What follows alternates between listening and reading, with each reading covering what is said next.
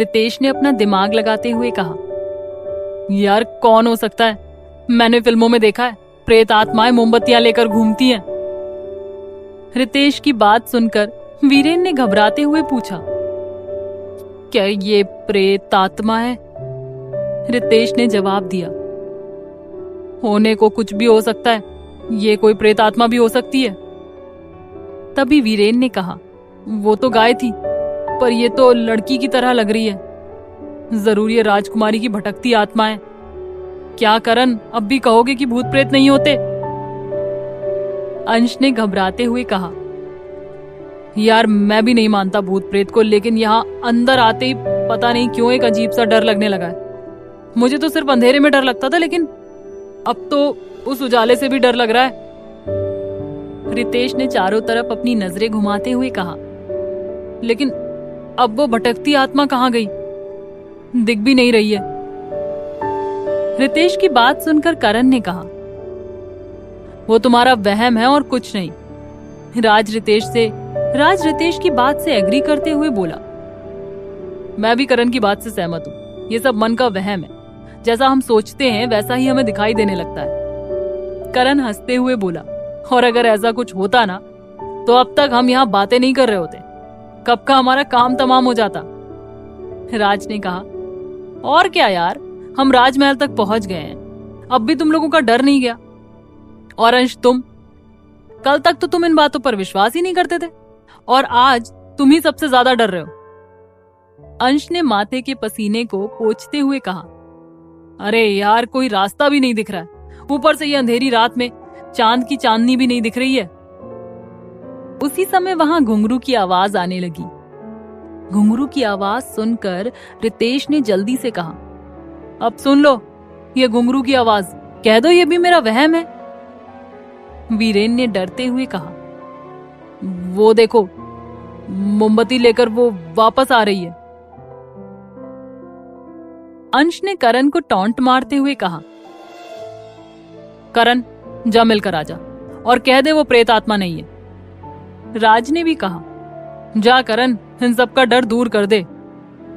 वीरेन ने उस रोशनी की तरफ देखकर कहा, ध्यान से देख, उसके पीछे दो छाया और दिखाई दे रही है।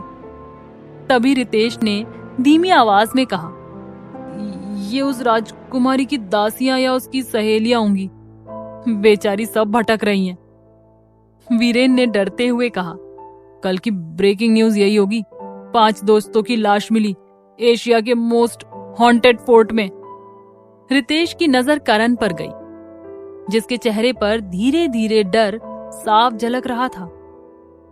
रितेश ने पूछा, क्या हुआ करण, तेरे माथे पर पसीने क्यों आ रहे हैं?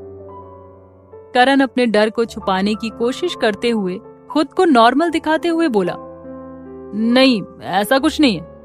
राज ने कहा, चलो अगर तुम सबको डर लगता है तो मैं ही उस तरफ जाता हूं। वीरेन ने राज को समझाते हुए बोला, देख राज, कुत्ते और बिल्लियों के रोने की आवाजें आ रही हैं। रात काफी हो गई है, 1-2 तो बज ही रहे होंगे। प्रेत आत्माएं तुझे नुकसान पहुंचा सकती हैं, रहने दे। 4-5 घंटे की तो बात है, अगर सेफ बच गए तो यहाँ से निकल जाएंगे, तू रिस्क मत ले। अंश ने राज के कंधे पर हाथ रखकर कहा, मान जा यार, रिस्क मत ले। रितेश ने उस आत्मा की तरफ देखकर कहा, अरे ये आत्मा तो इधर ही आ रही है, लगता है ये राजकुमारी मेरी राजकुमारी की कहानी यही खत्म कर देगी। राज ने खड़े होते हुए कहा, तुम लोगों को खंडर के पीछे दुबकना है तो दुबक कर बैठो, मैं जा रहा हूं सच्चाई का पता लगाने। ये कहकर राज उस आत्मा की तरफ बढ़ गया। अंश बड़बड़ाया, ये तो आज गया काम से। राज जैसे जैसे आगे बढ़ रहा था, वो घुंघरू की आवाज भी तेज होने लगी थी। कुछ ही देर में राज उस मोमबत्ती वाली लड़की का पीछा करते हुए उसके पास पहुंच गया। राज ने उस लड़की से पूछा, कौन हो तुम? राज को उस आत्मा के पास खड़ा देखकर अंश को डर लगने लगता है। उसने घबराते हुए कहा, कहीं ये उस आत्मा की कोई चाल तो नहीं है? पहले उसने राज को अपने पीछे बुलाया और अब उसका काम तमाम करेगी, और फिर हमारा भी। अंश की ये बातें सुनकर सभी की डर के मारे हालत खराब हो रही थी। करण ने अपना पसीना पोंछते हुए कहा, ये सर्द रात भी कितनी गर्म है, ऐसी सर्दी में भी सबको पसीने आ रहे हैं। अंश ने परेशान होते हुए कहा, राज के उस आत्मा के पास जाते ही ये बिल्लियां और कुत्ते इतने तेज क्यों रोने लगे हैं? वो लड़की राज को बिना कुछ जवाब दिए आगे भागे जा रही थी। राज ने उस लड़की से कहा, सुनो, पीछे दीवार है, दीवार से टकरा जाओगी, संभल कर। राज की बात का उसने कोई जवाब नहीं दिया। राज उसके पीछे लगभग दौड़ते हुए बोला, तुमसे पूछ रहा हूं, कौन हो तुम? आगे क्यों दौड़ रही हो? यहां उसके दोस्तों को राज की आवाज सुनाई नहीं दे रही थी। उन्हें कुछ भी नहीं सुनाई दे रहा था। कुछ सुनाई दे रहा था तो सिर्फ घुंघरू और कुत्ते और बिल्लियों की रोने की आवाजें। रितेश ने डरते हुए कहा, बहुत डर लग रहा है यार, पता नहीं राज का क्या हुआ होगा। तभी उन्हें जोर से कुछ गिरने की धम की आवाज सुनाई दी। आवाज सुनकर अंश ने कहा, तुम लोगों को जोर से धम की आवाज सुनाई दी? रितेश ने डरते हुए कहा, शायद उसने राज को ऊपर ले जाकर गिरा दिया। ओ माय गॉड, अपना राज। उधर ऊपर से एक बड़ा पत्थर उस लड़की के ऊपर गिरने ही वाला था। तभी राज ने उसे अपनी तरफ खींचकर बचा लिया। राज ने उस लड़की से कहा, मैंने कहा ना, पीछे गिर जाओगी। अगर मैं तुम्हें नहीं संभालता तो वो पत्थर जो दीवार से फिसला था तुम्हारे ऊपर ही आकर गिरने वाला था। मधु के साथ वाली एक लड़की ने कहा, हाँ मधु, आज ये नहीं होता तो पत्थर तुम्हारे ऊपर ही गिर जाता। मधु ने राज को खुद से दूर करते हुए लगभग धक्का देते हुए कहा, ये होता नहीं होता तो क्या, पता है इसकी वजह से मैं कितना डर गई थी, मुझे लगा कोई भूत मेरा पीछा कर रहा है। मधु ने इरिटेट होकर मोमबत्ती की तरफ देखकर कहा, और वो मोमबत्ती भी बुझ गई, फिर से जलानी पड़ेगी। राज ने मधु को देखकर हैरानी से पूछा, तुम वही हो ना जो बस में पिंक स्कार्फ वाली थी? तुम यहाँ क्या कर रही हो? राज की बात सुनकर मधु चिढ़ते हुए बोलती है, ये सवाल तो मैं तुमसे भी कर सकती हूँ, तुम यहाँ क्या कर रहे हो?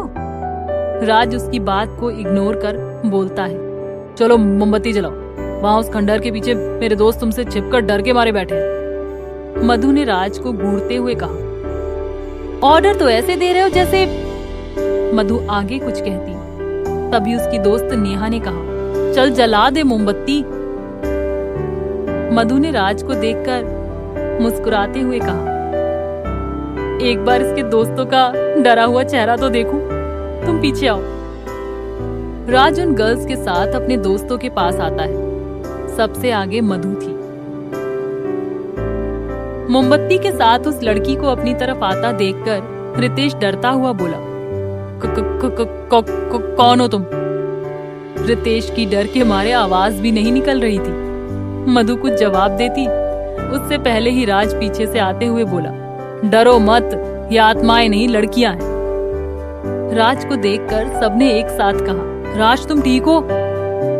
अंश जो अभी भी डरा हुआ था उसने कहा, और ये लड़कियां हैं तो ये आत्माओं की तरह मोमबत्ती लेकर सफेद दुपट्टा लगाकर क्यों घूम रही हैं? रितेश सामने आकर बोलता है, और वो घुंघरू की आवाज से हमें क्यों डरा रही थी तुम? ऐसी खतरनाक जगह पर ऐसा मजाक, कमजोर दिल वाला तो मर ही जाए। मधु ने ताना मारते हुए कहा, इतने कमजोर दिल के हो तो रात में ऐसी जगह पर आए ही क्यों? और तुम किस घुंघरू की बात कर रहे हो? हमने कोई घुंघरू नहीं बजाए हैं। राज ने तपाक से कहा, तो अब ये घुंघरू की आवाज, इसकी क्या पहेली है? चलो देखते हैं ये आवाज कहां से आ रही है। वीरेन ने जल्दी से कहा, ये शायद नर्तकी के महल से आ रही है, कहते हैं वो रात को नाचने आती है। राज ने कहा, चलो फिर उस तरफ ही चलते हैं। जैसे जैसे वो सब नर्तकी के पास जा रहे थे, घुंघरू की आवाज और तेज हो रही थी। रितेश ने कहा, शायद नर्तकी अभी तक नाच रही है। अंश ने डरते हुए कहा। फिर रहने दो यार, अगर उसने हमें देख लिया तो। राज ने उन्हें समझाते हुए कहा, तुम सब अब तो अपना ये वहम निकाल दो। ऐसा कुछ नहीं होता है, ये सिर्फ हमारी सोच होती है।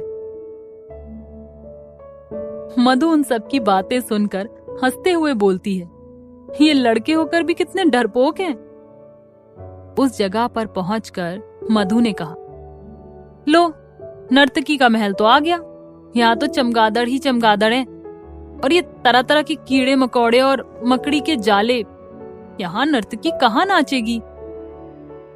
करण को अब तक चुप था। वो अपनी चुप्पी तोड़ते हुए बोलता है, लेकिन वो घुंघरू की आवाज। मधु ने महल में घुसते हुए कहा, मैं देखती हूँ यहाँ छुपकर घुंघरू कौन बजा रहा है। राज ने मधु को कहा, संभल कर। मधु अभी आगे बढ़ी ही थी कि उसके पैर के पास एक छिपकली आ गई। मधु डरते हुए राज के सीने से लग गई। राज ने मधु को देखकर पूछा, क्या हुआ? मधु ने डरते हुए कहा, वो छिपकली है यहाँ। करण ने मजाक उड़ाते हुए कहा, लड़कों को डरपोक कहने वाली लड़की एक छिपकली से डरती है। मधु ने चिढ़कर कहा, डरती हूं, पर तुम्हारी तरह तो नहीं हूं।